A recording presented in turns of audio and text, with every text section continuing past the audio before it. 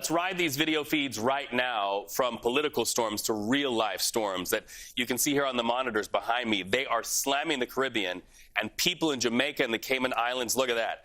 They are in line, getting ready to hunker down to really bear with Beryl. Beryl is now a monster Category 4 storm. And to put that into perspective, Category 5, that's the worst it can get, the most deadly it can get. So we're at a 4. Our crews caught these people. Look at them. They are stockpiling on supplies to sustain them. They're just getting ready to wait out the storm. And right there in the storm, let's get to CBS News correspondent Tom Hanson. He's live in Montego Bay, Jamaica. Tom, we see your camera lens there is a little more fuzzy than what it was yesterday. You're in different gear. It's a change in 24 hours, correct? Oh, a drastic change. Remember yesterday, Reed, when I was actually standing in the water with those glassy waves?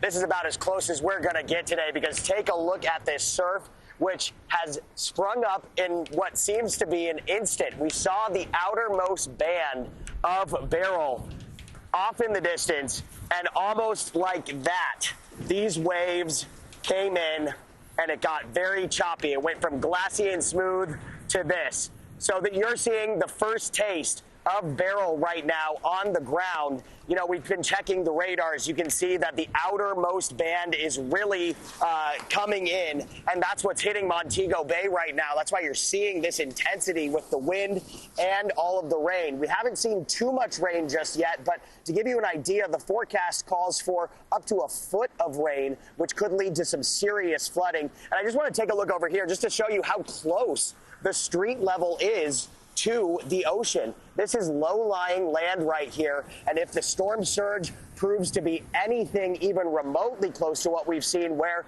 Beryl has already made landfall, roads like this could be in trouble. So this is already shaping up to be an ominous first show of what this storm can possibly do. And as you mentioned, Category 4, it's supposed to be, or we're expecting it to potentially be downgraded, but wind speeds between 125 and 130. Wow. That's still about as fast as a passenger train, just to give you an idea there. So certainly a dynamic situation. Ultimately, we're going to end up hunkering down pretty soon once these conditions continue to intensify. This is the first taste of Beryl, as I mentioned.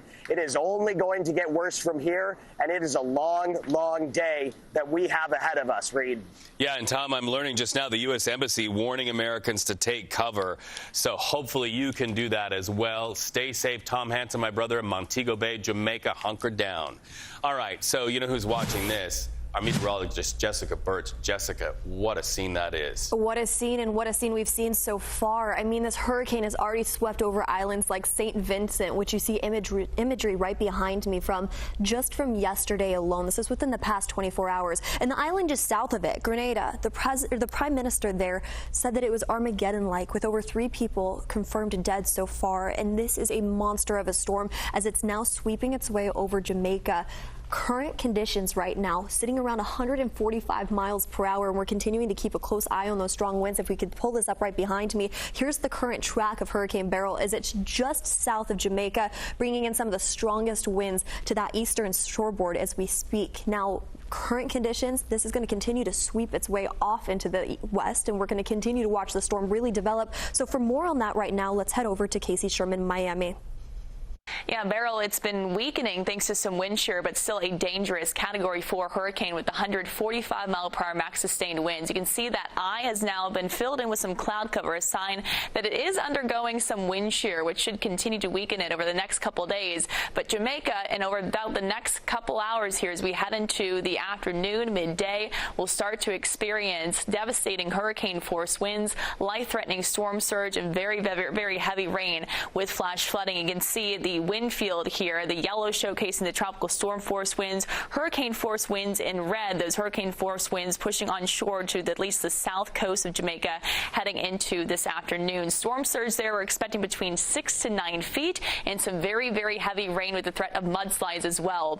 Hurricane warnings remain in effect from Jamaica out towards the Cayman Islands. We've also seen hurricane watches now issued out across the east coast of the Yucatan Peninsula as Beryl will continue this rapid pace off to the west-northwest heading into into today and tomorrow, eventually reaching the Yucatan Peninsula by Friday. We are anticipating some weakening as we head into the next couple days. From there, it then reemerges out over water in the southern Gulf of Mexico as a weaker system.